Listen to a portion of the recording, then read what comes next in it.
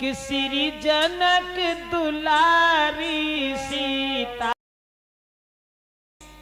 उपदेश कि श्री जनक दुलारी सीता ने अब बचपन में कौतुक दिखलाया।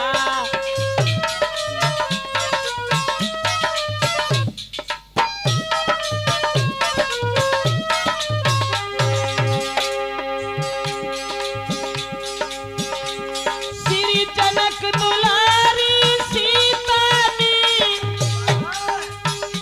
बचपन में कौतुक दिखलाया। श्री शंकर जी का महाधनुष एक ही हाथ से उठा लिया।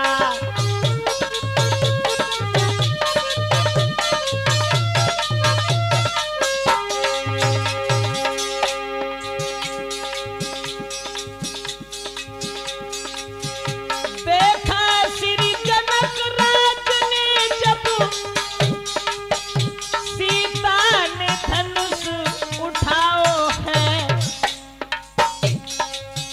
दरबार में तुरंत पहुंच कर किए सबको ये वचन सुनाओ है।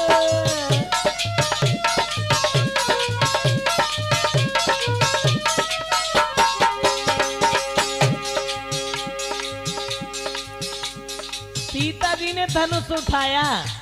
5 साल 5 महीना 7 दिन की उम्र थी उस दिन। तो जनक ने एक बात सोची, श्री शंकर जी के धनुबा को जो भी वीर यहाँ तोड़ेगा, मेरी बेटी सीता के संग में वो बहादुर रिश्ता जोड़ेगा।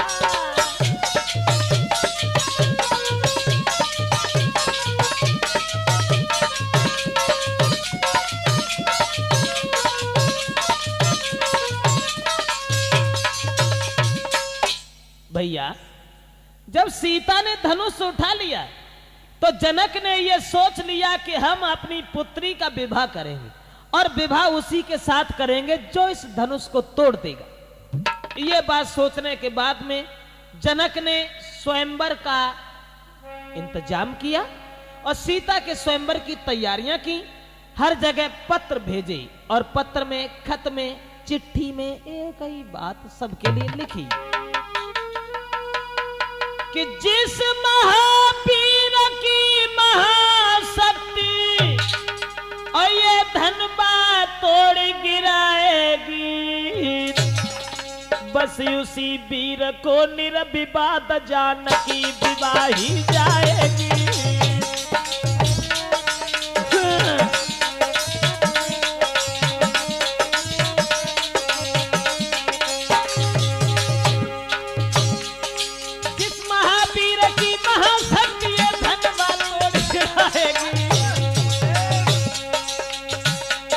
बस उसी वीर को निर्विवाद जानकी विवाही जाएगी।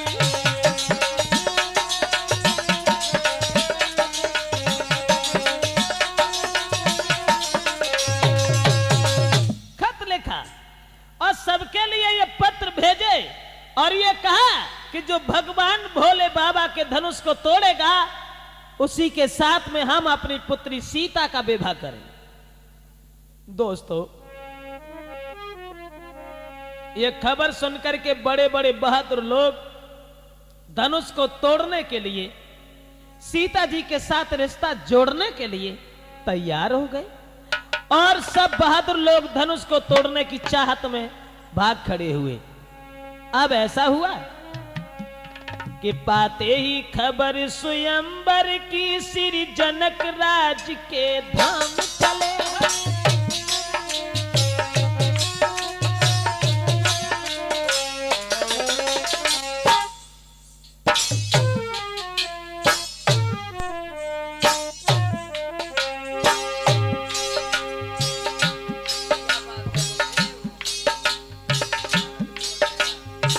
विश्वामित्र ने सुना आजमगढ़ में विश्वामित्र का आश्रम था।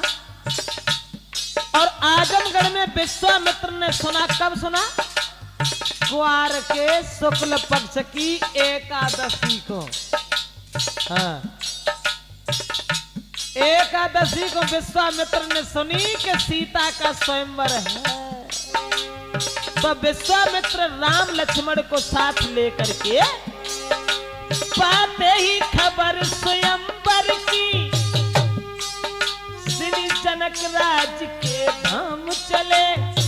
क्वार शुक्ला द्वादशी को गुरु के संग में श्री राम चले।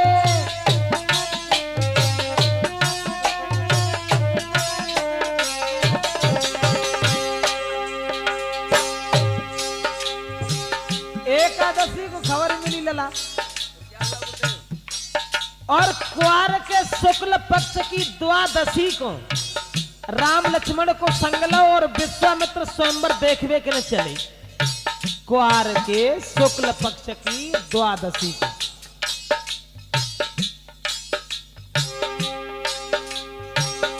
अब बड़े आगे, थोड़ा आगे बढ़ के देखा। क्या देखा? राम ने देखा। थोड़ा आगे बढ़ के देखा, पीहड़ उजाड़ निर्जन बन है। पशु पक्षी नजर न आते हैं, सावन भी जहां भयानक है।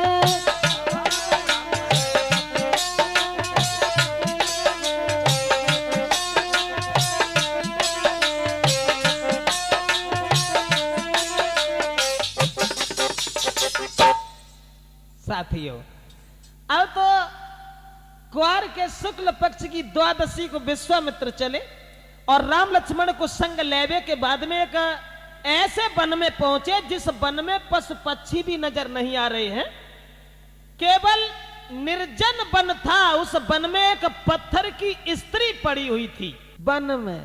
तो पूछा, राम ने पूछा, गुरुदेव ये पत्थर की स्त्री ये क्या है, ये क्या देख रहा हूं मैं?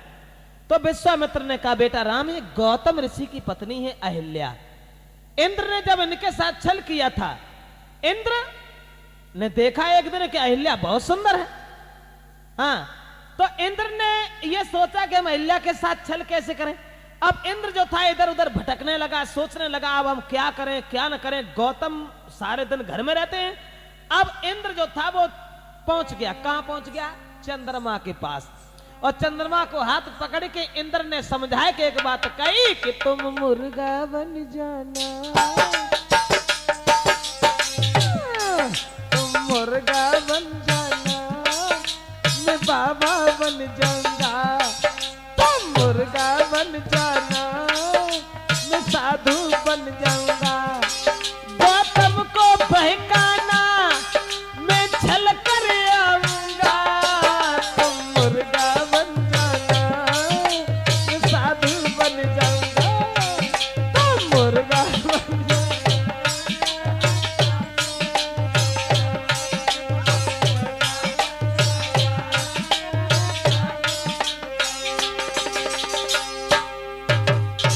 अब देख, विश्वामित्र पेड़ पर बैठा रहे के राम को समझाने लगे कि इंद्र को चैन न आया अहिल्या को देख के। और चंद्रमा को हाथ पकड़ के बोले कि देखो चंद्रमा, थोड़ी मदद करो हमारी। गौतम ऋषि जाते हैं गंगा स्नान करने के लिए।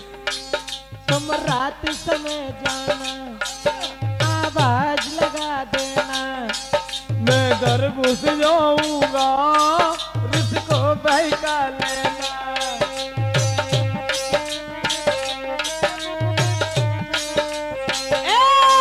तुम रात समय जाना। किसने कही? चंद्रमा से इंद्र ने। तुम रात समय जाना, ऋषि को बहका देना, बस इतना काम करना, एहसान मेरा किया। और गौतम को बहकाना, मैं घर में घुस जाऊंगा।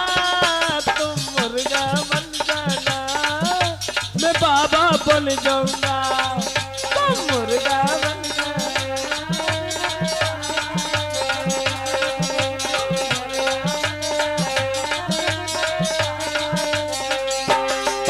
गौतम को बहकाना मैं छल कर आऊंगा, तुम मुर्गा बन जाना, साधु बन जाऊंगा, तुम मुर्गा बन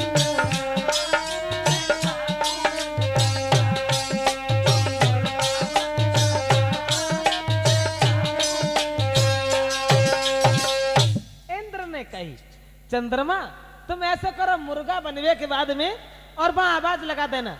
जब आवाज लगा दोगे तो गौतम ऋषि चले जाएंगे, गंगा स्नान करने के लिए घर खाली मिल जाएगा, हम अहिल्या के साथ छल कर देंगे।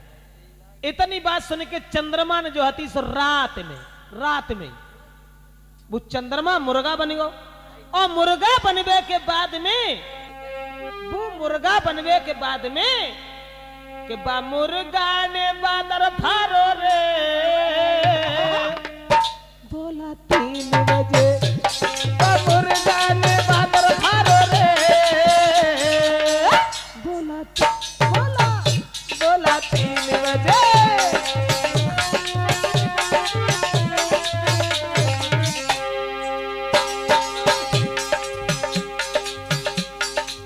को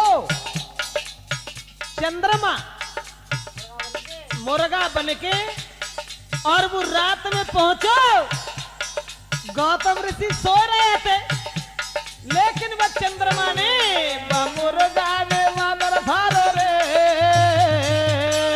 बोला 3 बजे।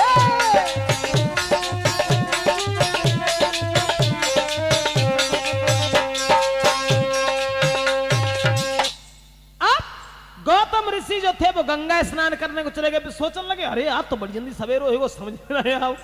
वे तुरंत ही वस्त्र उठाए और गंगा स्नान करने को चले गए। तो इंद्र ने अहिल्या के साथ में छल किया। अब अहिल्या के साथ जब छल किया, गौतम ऋषि ने उधर देखा, अब तुरंत ही बताया उन्होंने गंगा ने कि तुम्हारे घर में छल हो रहा है। तुरंत आए और उन्होंने अपनी स्त्री को श्राप दे करके पत्थर बना दिया, बस बेई पत्थर जो अहिल्या पड़ी है तासे तुम इनको उद्धार करो। राम, तुम्हारे चरणों की धूल अगर इनके ऊपर पड़ जाए तो इनका उद्धार हो जाए। अब के गुरु विश्वामित्र के कहने से और अहिल्या का उद्धार किया।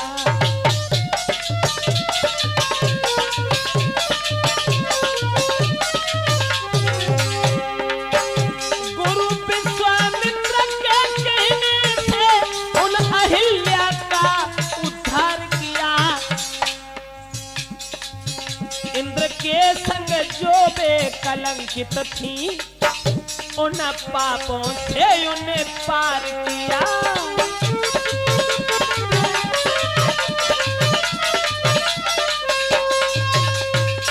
अहिल्या का उद्धार करने के बाद में भगवान मर्यादा पुरुषोत्तम श्री राम छोटे भैया लक्ष्मण को संग लेके अब आगे चले और जो क्वार की पूर्णमासी को कहां पहुंचे? जनक के फूल बाग में कि चले रघुराई राम चले हैं रघुराई के पहुंचे फूल बाग में जाई चले।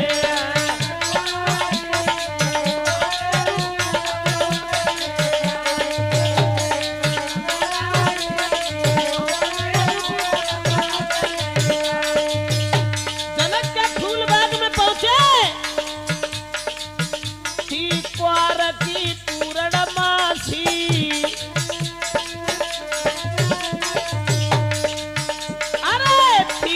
क्वार की पूर्णमासी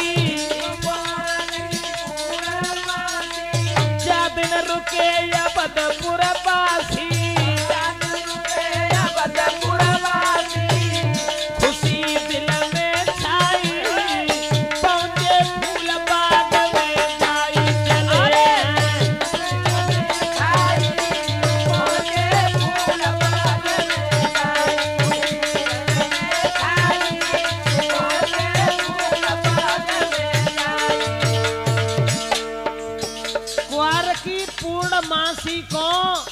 राम और लक्ष्मण पहुंचे जनक के फूल बाग में।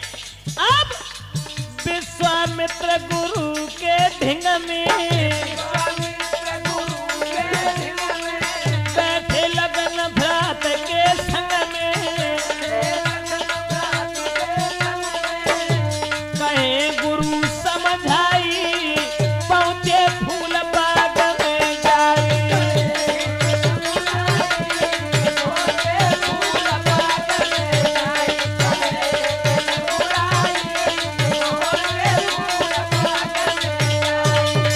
दोस्तों अब फूल बाग में पहुंच गए, और जब फूल बाग में पहुंच गए हैं तो विश्वामित्र ने कहा कि बेटा राम ऐसा करो, आज की रात तो हम यहीं बिताएंगे, सवेरा जब होगा तब जनकपुर में चलेंगे, और जनकपुर में चलने के बाद में तब सीता के स्वयंवर को देखेंगे। ऐसा करो बाग में चले जाओ और फूल ले आओ, पूजा का समय हो गया, चले जाओ बाग में चले जाओ और फूल लेके तुरंत आना मेरे पास।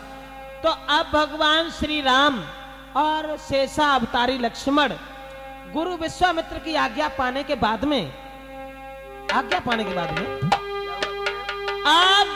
पाए के श्री राम चले, पहुंचे विदेह फुलबारी में, और रहता था जहां बसंत खड़ा कुंजों की पहरेदारी।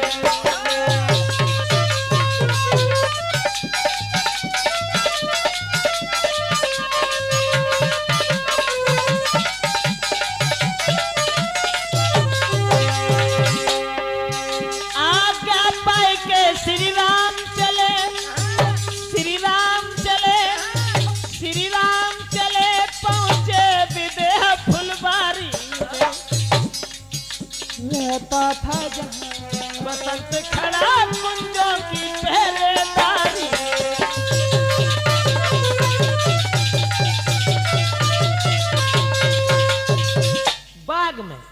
बाग में दोनों भाई पहुंचे, भगवान मर्यादा पुरुषोत्तम श्री राम और शेषा अवतारी लक्ष्मण।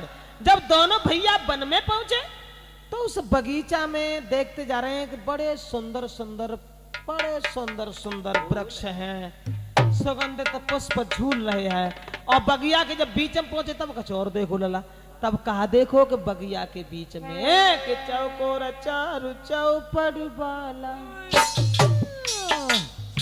बगिया के बीच सरोवर है, उसी सरोवर के समीप श्री गिरजा जी का मंदिर है।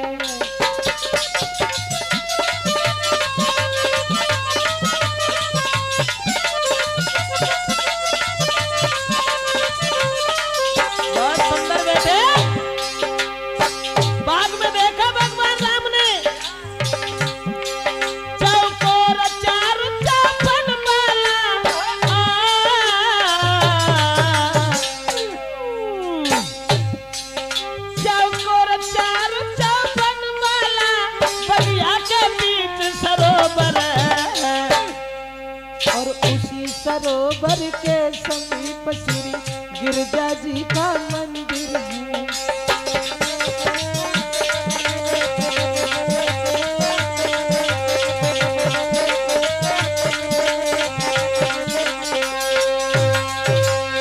भगवान राम ने देखा एक बड़ा सुंदर तालाब है और तालाब के किनारे पर एक गिरजा का मंदिर है। अब उसी मंदिर के पास में दोनों भाई बैठ गए। कौन? भगवान श्री राम और शेषा अवतारी लक्ष्मण। अब दोनों भाई उस मंदिर के पास में बैठ गए, लेकिन उधर सीता जी सहेलियों को संग लेके और 22 दिन और 22 समय पे बाग में पहुंची। अब एक सहेली जो थी सीता जी के पास से बिछड़ी गई। इतले सखियन को संग जानकी, अब देश अरे सखियन को संग जानकी और फूल बाग में आई, और उत बगिया के बीच में बैठे राम लखन।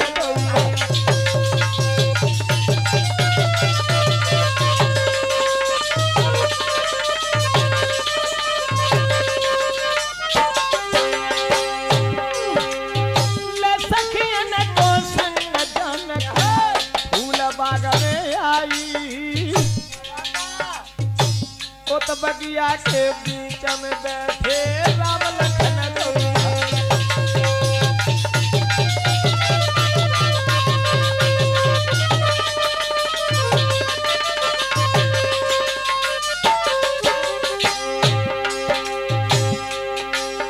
एक चतुर सहेली सीता जी की, एक चतुर सहेली सीता जी की पास राम के आई। देख के सुंदर बदन राम को रह गई नजर जमाई।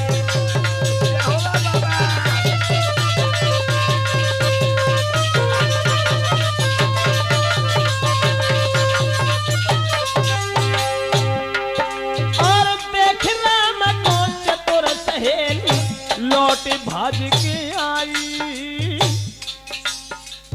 सीता जी के ढंगा से राम के पास पहुंची और राम को देखो तो आंखें फाड़ के रही लला। तुरंत लौट के भागी सीता जी के पास पहुंच के लौट भाज के आई। हाथ पकड़ के सीता जी को बोली उठी समझाई।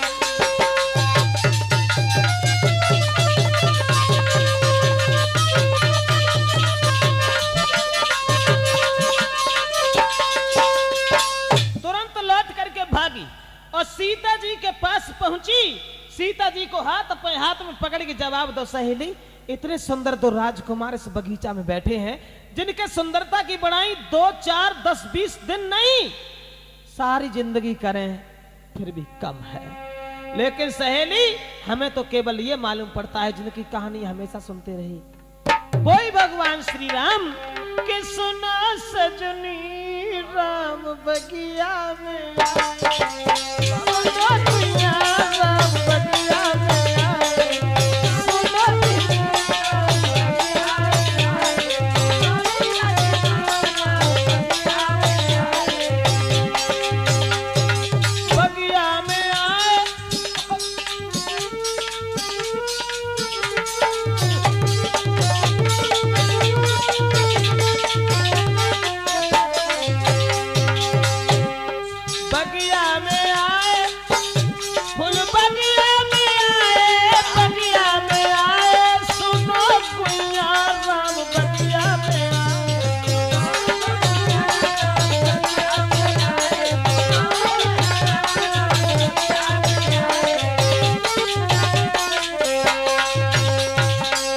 बताया। उस लड़की ने बताया कि भगवान श्री राम ही मालूम पड़ता है कि बगीचा में मौजूद है। इतनी बात सुनी सोई सीता जी चली जहां भगवान श्री राम मौजूद थे, वहां पहुंची। अब सीता जी सहेलियों के साथ खड़ी हैं और राम शेषा अवतारी लक्ष्मण के साथ बैठे हैं। लेकिन राम की ओर जब सीता ने देखा और सीता की ओर जब प्रभु राम ने देखा तो कवि ने तो कल्पना यहां तक की है कि भगवान श्री राम पड़ गए प्रेम की डोरी में। और चित चोर आप चित चोर भी।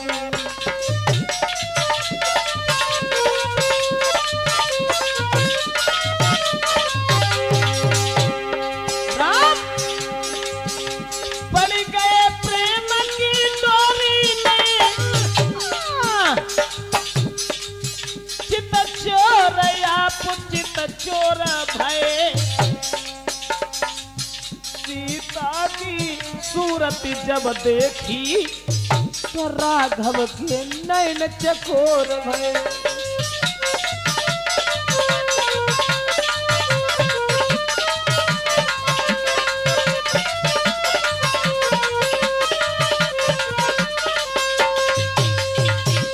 भगवान श्री राम अब चेहरा की ओर निहार करके चकोर बन गए और सीता जी राम की ओर निहार करके चकोर बन गई। अब सहेलियां जो थी वो आपस में विचार करने लगी और बात करने लगी। जरा जरा से बालक है लेकिन धनुष तो इससे नहीं टूटेगा भगवान श्री राम के हाथ से। सीता जी का विवाह अगर इन्हीं के साथ हो जाता तो कितना आनंद आता। लेकिन उधर बताया तुलसीदास ने कि देख राम छबिसिया मात अटकी मात अटकी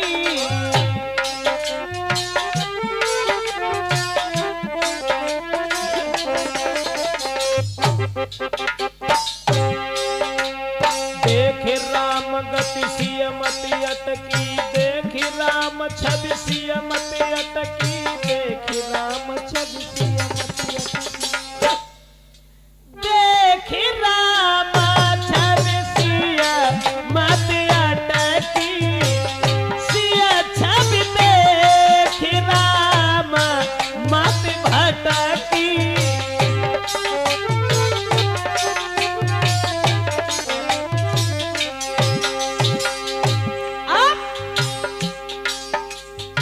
सीता जी को देख करके राम भ्रम में पड़ गए और राम को देख करके सीता जी असमंजस में पड़ गई। ऐसा ही नहीं, ओ भाई पार्वती प्रेम भवानी गूंग स्वाद गति सकई न बानी।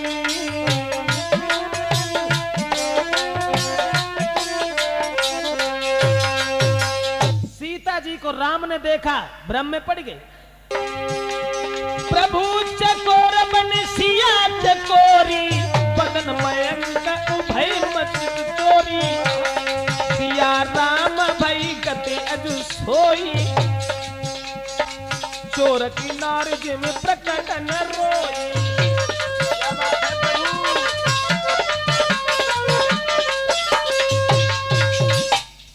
सीता जी मंदिर में पहुंच गई अंदर पूजा करने के लिए और इधर गुरु विश्वामित्र के पास में भगवान श्री राम और लक्ष्मण लौट करके चले आए।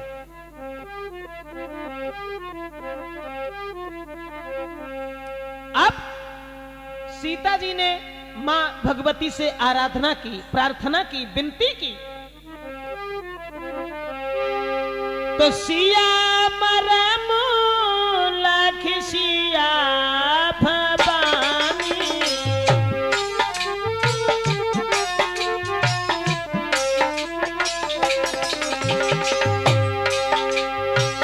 श्याम रम लख सखी सयानी पर बस पुनी मंदिर में आनी।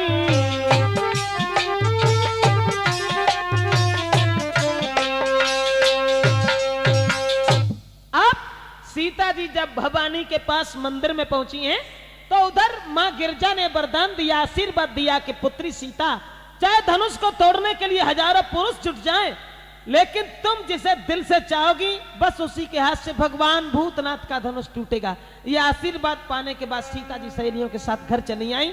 उधर विश्वामित्र के पास में राम और लक्ष्मण बैठे हुए थे, लेकिन जनक को खबर मिली कि भगवान श्री राम यहाँ पर मौजूद हैं, भगवान श्री राम आए हुए हैं। तो उसी समय जनक जो थे प्रभु राम के पास पहुंचे गए जहां विश्वामित्र के पास बैठे थे। अरे करके बिनती श्री जनक राज उन्हें लेके संग बुलाई है, लाए संग बुलाई है नव दुल्हन जैसी जनकपुरी अच्छी तरह से जो सजाई है।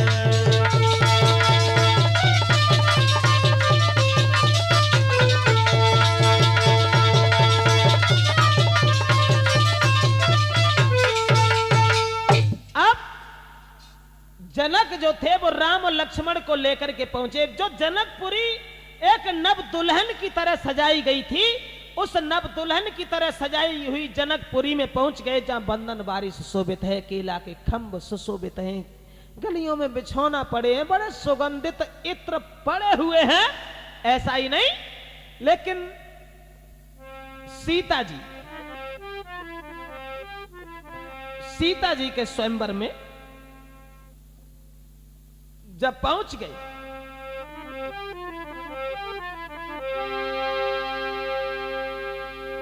उधर सीता जी चली कहां? रंगभूमि में। रंगभूमि में जब सीता जी जयमाला लेकर के चली, ऋषिदेव तुलसीदास ने ये लिखा कि रंग भूमि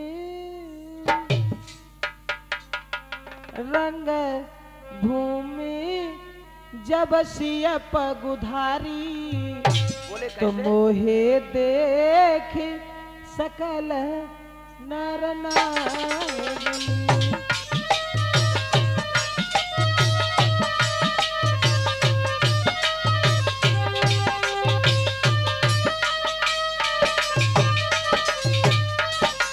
बहुत सुंदर बच्चे।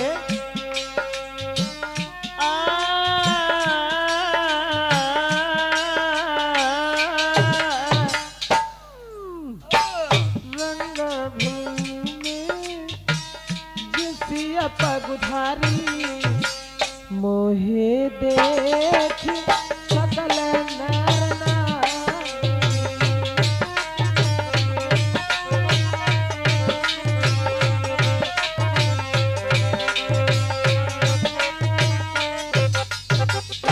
अब तुलसीदास ने तो ये लिखा कि रंग भूमि जब सिय पगुधारी, तो मोहे देख सकल नर नारी। यानी रंग भूमि में जब सीता जी ने कदम रखा तो गड़बड़ है गई। समझ में की बात है गुरुजी वहीं बैठे। तुलसी, अब चक्कर यह है ना कि रामायण में हर जगह शंका है।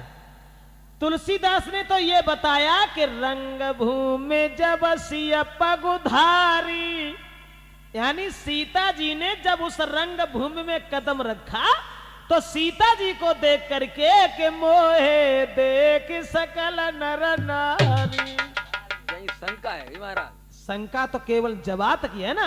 जब तुलसीदास ने जगह के सीता जी को देख के स्त्रियां और पुरुष सब मोहित हो गए, और वे तुलसीदास रामायण में एक जगह ये लिख रहे हैं कि मोहे नारी नारी के रूपा, पनगार यही रीति अनुपा।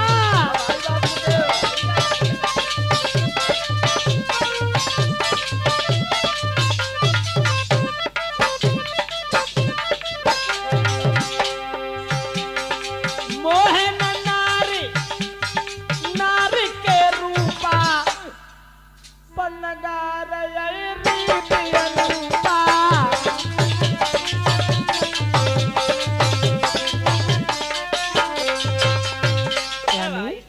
कि मोहे नारी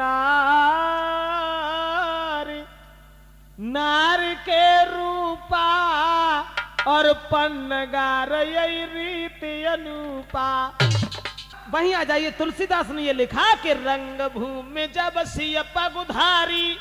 पगुधारी पगुधारी भगवान श्री राम का नाम था। बताया तुलसीदास ने कि जब से नारी अहिल्या तारी, तब से नाम पड़ो पगुधारी। भृगु ने छाती में लात जो मारी, तब से कहते रे पगुधारी। इसलिए सीता जी को देख के नहीं, रंग भूमि जब सिय पगुधारी, मोहे देख सकल नर नारी।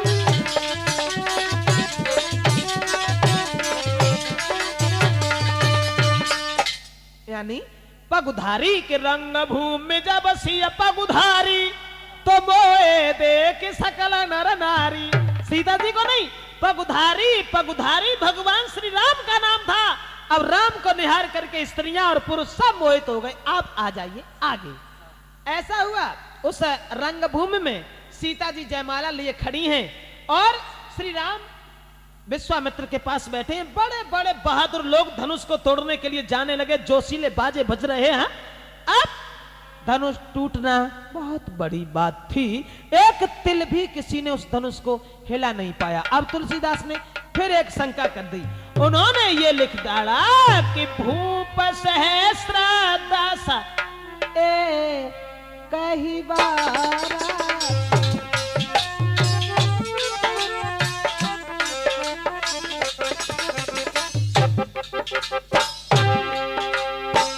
भूप सहस्त्र दस कही बारा, लगे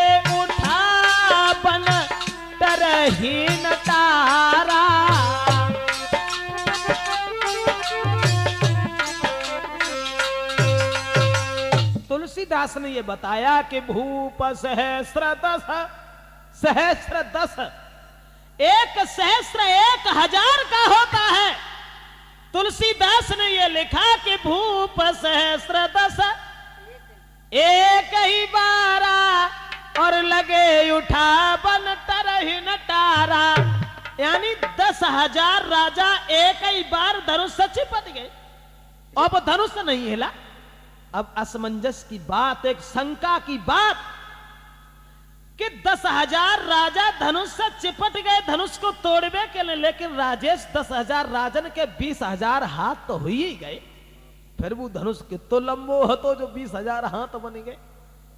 या 10,000 राजा जब धनुष तोड़वे के लिए लग गए और धनुष टूट जातो तो फिर सीता जी किन किन के जयमाला डालती। लेकिन ऐसा नहीं, तुलसीदास ने लिखा, गलत नहीं लिखा कि भूप सहस्र 10 एक ही 12, यानी 10,000 राजा एक ही बार धनुष से चिपट गए। लेकिन भगवान भोले बाबा के धनुष में वो करामात थी, जितने बलवान लग जाते थे उतना ही धनुष लंबा हो जाता था, सबकी ताकत को खींच करके अपने वजन को बढ़ा लेता था। 10,000 राजा लग गए, धनुष नहीं हिला, जोशीले बाजे बजना भी मंद पड़ गए। जनक उठ करके खड़े हो गए और कहने लगे सभा के लोगों, आज समझ गया मैं, आज मैं समझ गया, अब समझ लिया उन पुरखों की,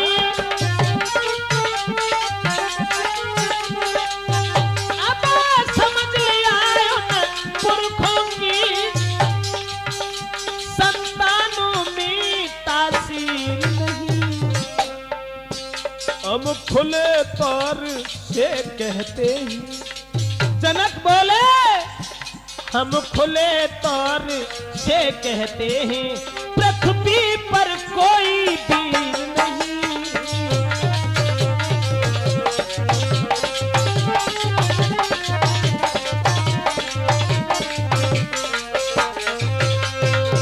आज पता चल गया। जनक उठ करके खड़े हो गए और कहने लगे सभा के लोगों, आज पता चल गया कि दुनिया में कोई बहादुर नहीं, कोई बहादुर नहीं। अगर मैं ये जानता तो धनुष तोड़ने का संकल्प नहीं करता। समझ गया, समझ गया कि कुंवारी लली नहीं, मैंने बिरथा पेज धनुष की ठानी,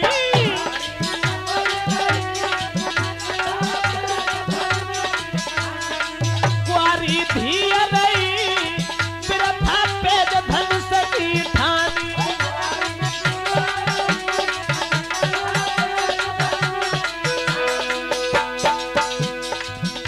छत्री पे धनुष न टूटो, सब बिन भाग लली को फूटो, हमारी हंसी भई मेरा था पेज धनुष की ठानी।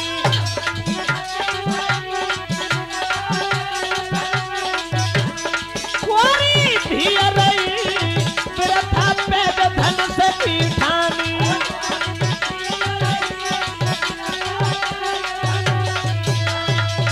महाराज जनक कहने लगे अब हम समझ गए कि दुनिया में कोई बहादुर नहीं, कोई पहलवान नहीं। अगर बहादुर होता तो धनुष तोड़ देता। इसलिए सभा के लोगों, अरे मुंह की ओर क्या देख रहे हो तुम लोग, मुंह की ओर क्या देख रहे हो कि तजहुआस निज निज घर जाऊ और रचो न विधि पैदेही विवाहू।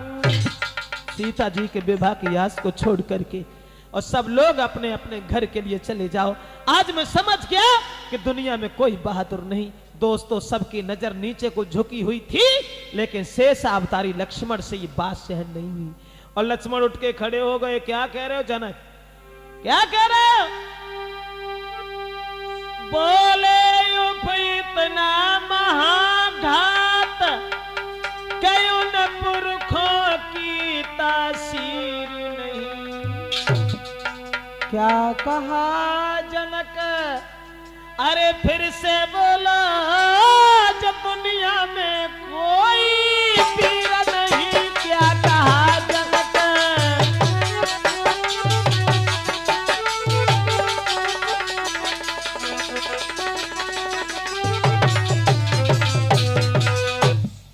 लक्ष्मण खड़े हो गए और कहने लगे जनक क्या कह रहे हो कि दुनिया में कोई बहादुर नहीं। अरे ये धनुष धनुष धनुष तो बहुत छोटी बात है। जनक यदि आज्ञा जो गुरु की पाई जाऊं, ब्रह्मांड के यबे हिलाई डाले, कहो सूरज चांद को निकल जाए और यम को खाक मिलाई डाले।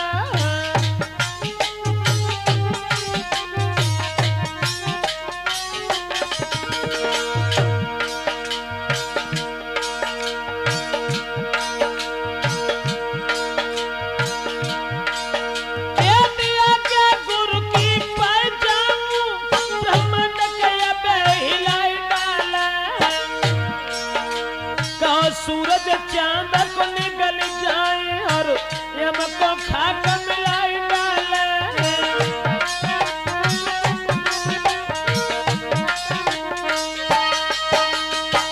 लक्ष्मण खड़े हो गए और कहने लगे जनक क्या कह रहे हो, धनुष तो बहुत छोटी बात है। अगर गुरु विश्वामित्र का आदेश हमें मिल जाए तो सारे ब्रह्मांड को गेंद की तरह से उछाल दूं। दोस्तों जो ये वचन सुने सबकी नजर लक्ष्मण के चेहरा पर जम गई कि जरा सा लड़का और इतनी लंबी बात। अब यहां पर भी शंका है, क्या लक्ष्मण सीता जी के साथ शादी करना चाहती थी? ऐसा ही कुछ होएगा। बात एक और थी, लक्ष्मण सीता के साथ शादी तो नहीं करना चाहते थे। उसमें कारण सिर्फ यह था कि सूरवीर मर सकता है लेकिन कभी इस तरीका की बात नहीं सुन सकता, इसलिए लक्ष्मण को बोलने में विवश होना पड़ा। लक्ष्मण सीता के साथ शादी नहीं करना चाहते थे। तो गुस्सा में कह गए। हाँ, तो विश्वामित्र कहने लगे बैठो लखन खामोश, ये काम तुम्हारा है नहीं, व्यर्थ बढ़ाते जोश। विश्वामित्र ने लक्ष्मण को बैठा दिया और विश्वामित्र ने भगवान श्री राम से संकेत किया कि राम धनुष तोड़ो, जनक के संताप को दूर करो। उसी समय राम चले। जब राम की उम्र 14 साल 6 महीना 5 दिन की थी, अब 14.5 साल की उम्र में और भगवान श्री राम धनुष को तोड़वे के लिए चले। अब बड़े बड़े बहादुर लोगों ने देखो तो हंसन लगे कि चिड़िया चली पहाड़ उठाए, देखो देखो ये धनुष उठाती। ऐसे ही हो तो।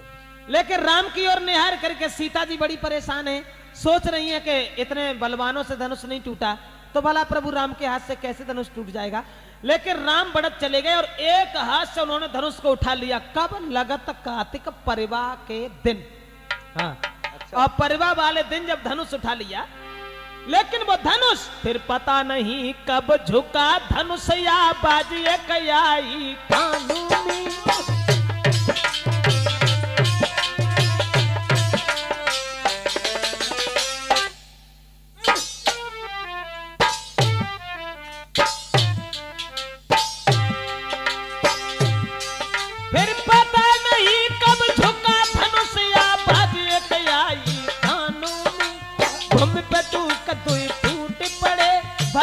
घोर धुन भुवनों में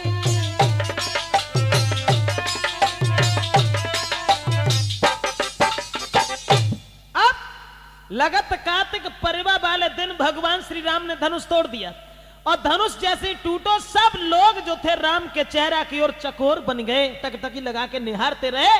और सीता जी की सहेलियां बोली चलो अब तो धनुष टूट गया, जयमाला पहनाओ। और सीता जी राम के पास ठाड़ी भई। तब राम की उम्र थी 14.5 साल की और सीता की उम्र थी 6.5 साल की।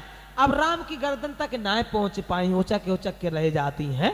तो सीता जी की सहेलियां राम से बोली कि झुकी जाइयो लला रघुवीर, लली मेरी बारी है, झुकी जाइयो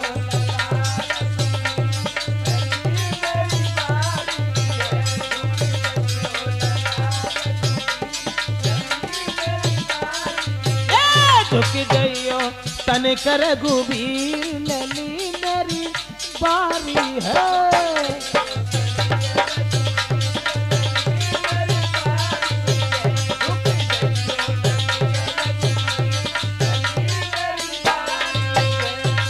राम ना झुके ठाड़े रहे मन में सोची चलो झुके जा तो कौन सी बड़ी बात है।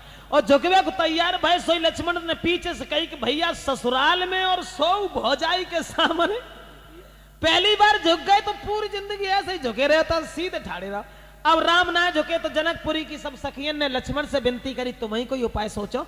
तो लक्ष्मण बोले हाँ हम तो धनुष की तोड़वे के बाद में जयमाला जरूर पहनवाई दी, ऐसी कौन सी बड़ी बात है। अब राम के पैर छुए लक्ष्मण ने झुक करके, और राम ने झुक करके लक्ष्मण के सर पे हाथ रखा। सीता को मौका मिल गया, उन्होंने जयमाला डाल दी और तुरंत सीता जी जो होती सो घर को चली गई। ये एक दूत अयोध्या के लिए भेजो गो, वो कार्तिक की चौथ को अयोध्या में पहुंचो और खबर सुनाई। तो दशरथ बड़े खुश भये और पांचे को बरात सजाई। अब पांचे को बरात लेके चले। अब कार्तिक के महीना के कृष्ण पक्ष की 13 को बरात पहुंची कहां? जनकपुर में। और हुन जाए के लला ऋषि देव बरात भगवान श्री राम की 39 दिन रुकी। 39 दिन, बहुत दिन रुकी समझो। अब 39 दिन बरात हुन रही। बाके बाद अगेन के शुक्ल पक्ष की 5 को राम का विवाह हुआ सीता के साथ में। और राम का ही विवाह नहीं, लक्ष्मण का उर्मिला के साथ हुआ, भरत का मांडवी के साथ हुआ, शत्रुघ्न का श्रुतकीर्ति के साथ हुआ। चारों भाइयों का विवाह हुआ और शादी हुए के बाद 35 दिन बरात फिर हुई रही। उतत पूस दशमी को बरात जो हती से लौटवे को तैयार भाई। अब हुए दशमी को बरात लौटवे को तैयार भाई। कार्तिक में गई, उतत पूस दशमी को लौटवे को तैयार भाई। तो नवमी के दिन जब भोजन करवे के लिए बैठारे गए लोग बाग, तो जनकपुरी की लड़कियां बोली चलो आज गारी गाने कल बरात चली जाए। अब वे गारी गान लगी ठाड़ी मई। तो राम ने लक्ष्मण से एक बात कही, देखो लक्ष्मण तुम्हारी एक आदत बहुत गलत है, तुम बीच में बोलने लगा तो ये ससुराल है, जो कोई जैसी कछुका है सुनता रहियो बोलियो ना।